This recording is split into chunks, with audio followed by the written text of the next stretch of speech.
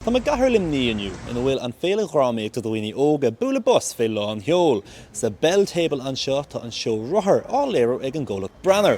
Labhraíonn leis an léiriúcháin agus do dhaoine óga bhfuil ag fhreastal ar an ócáid inniu.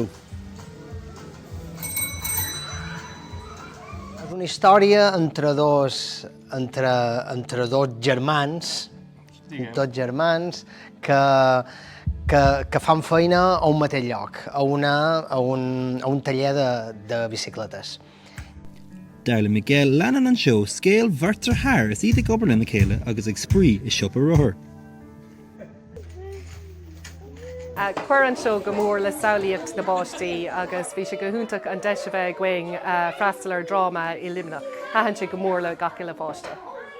Cuaig mé go dtí an seo Rothar agus bhí sé go húntaach ar fad.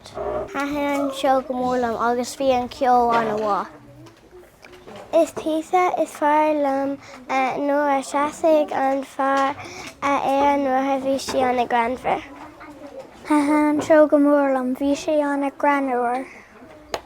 Is léirú an lá ag na daltaí ansá ag an seo mar cuid an éile dhrámaíochta agus nach úntaach an rud é bheith chomh gardan maile. Céir de ceap sibhí a cóide?